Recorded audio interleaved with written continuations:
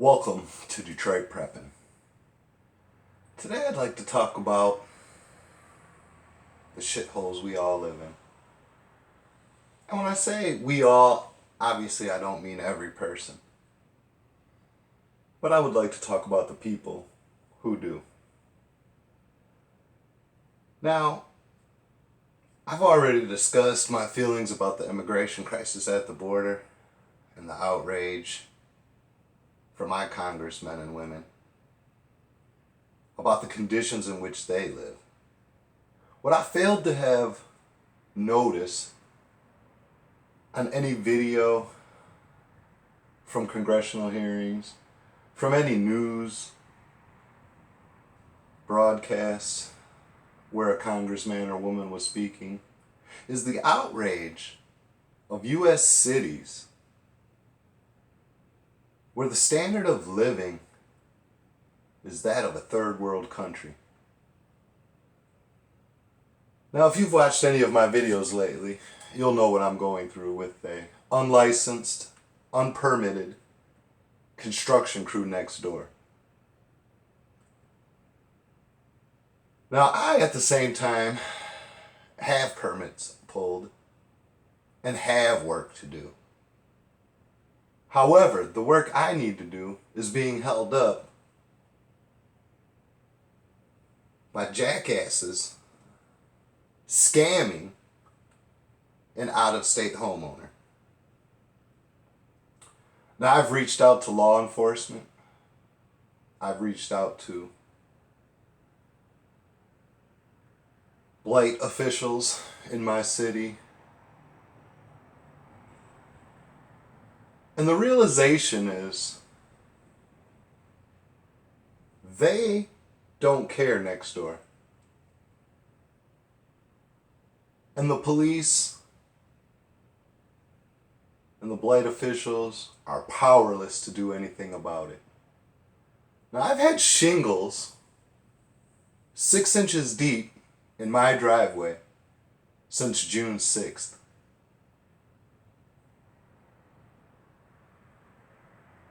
Excuse me, July 6th. Now, I've made plenty of calls. I've provided plenty of evidence. And on June 29th, when this video is being made,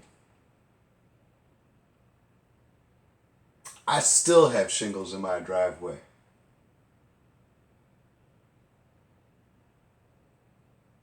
Now, a few years ago, when there were squatters in the house, and I spent 3 years trying to protect my property and possessions, my complaints fell not only upon deaf ears, but my complaints were turned around and used against me in the form of blight violations.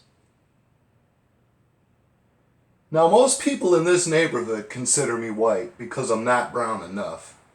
And when I go down to the city, county building, I'm just another white man complaining to them.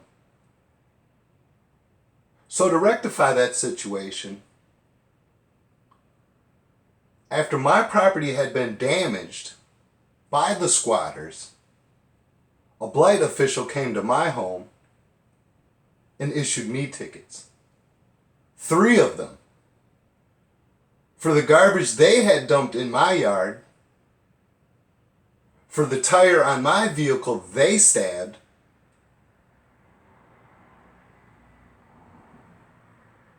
and just to top things off, the weeds that were growing along the fence line on the squatter side of the fence. Now, I took the time to go to court and fight these, and the referee didn't want to hear a word I had to say. They simply informed me that I had wasted a day coming down there, that those tickets would need to be paid. And to this day, I receive notifications of the amount I owe. As a matter of fact, today I received a letter from a collection agency informing me that the blight violations I had been cited for were now in collection.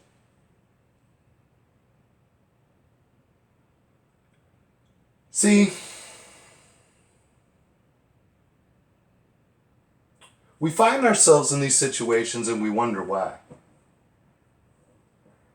Well, let me give you my opinion on why we find ourselves in these situations.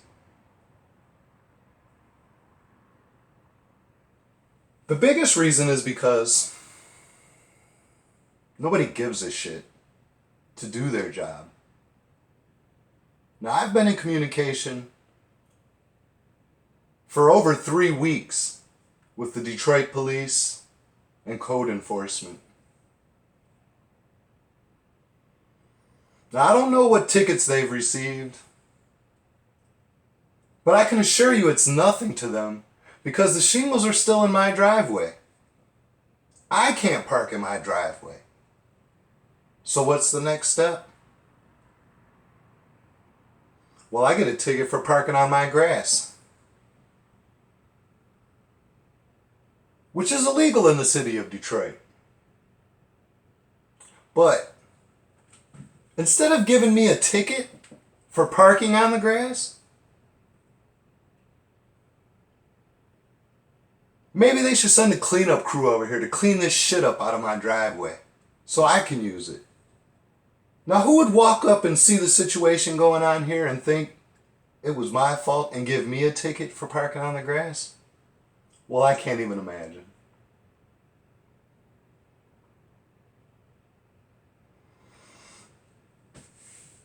Now, I've received a lot of comments.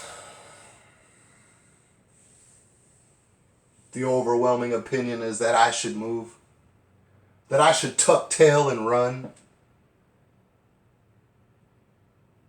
And only one commenter, one person, has ever offered to help me here in my situation. And I'd like to thank them. It's Backcountry Preps. I hope you go check out his channel. And thank you, Vaughn. Thank you for being the only one that offered your help. I mean, if you haven't been watching my videos for long, maybe I could understand why you would think turning tail and run is an option for me. But I assure you it's not.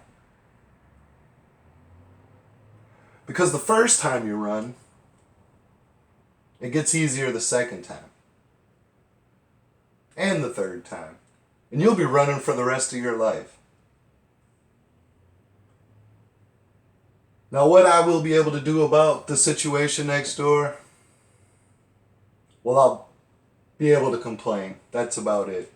And when my complaints are no longer amusing to those I am complaining to, I'll have to assume because of previous experiences, they'll issue me some tickets to shut me up.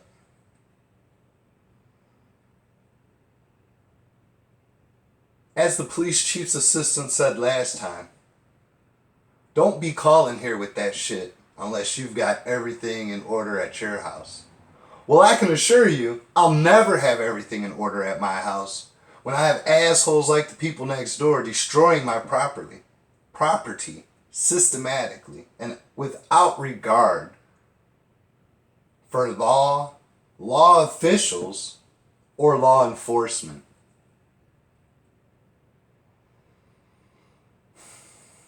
You know, I started working on a house, and within 3 days, the city of Detroit was on the scene, ticket in hand, work orders for me to abandon the project under the penalty of arrest. I own that house. I lived in that house. I paid taxes on that house.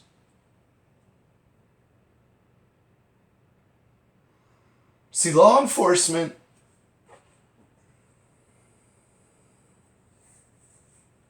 is looking for the weak, the law-abiding. See, it's easy for them to come here and harass me because they know I'm gonna do the right thing.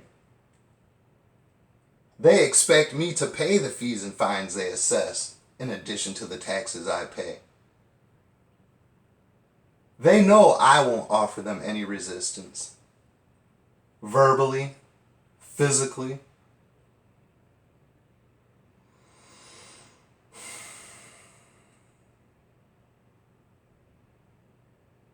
See, the sad part,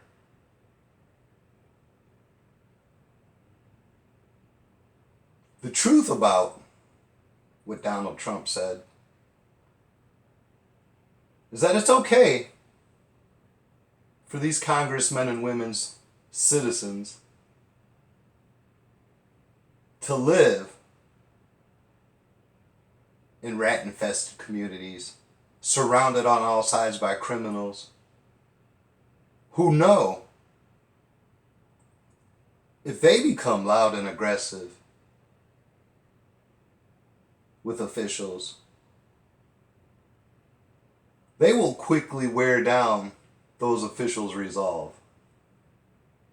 You know, who the hell wants to do their job nowadays when you could ride around targeting people who are just trying to fix a leaky roof? When you can go around and target people that are just trying to paint their house so it doesn't look like a piece of shit sitting on the block.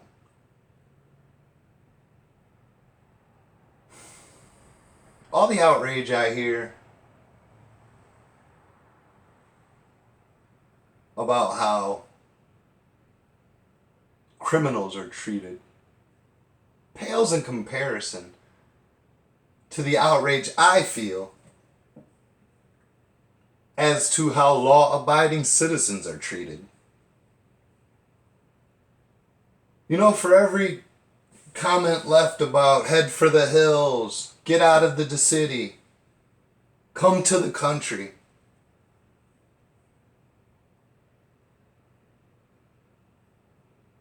I've had 3 people who honestly showed me support to make that happen.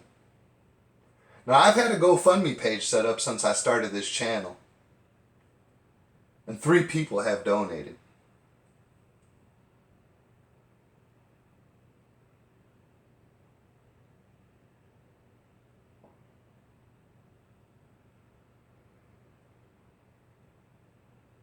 So as in a previous video when I said words of support mean nothing,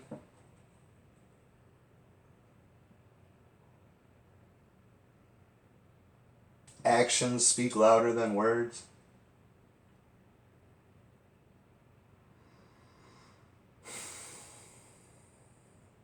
There's a perfect example.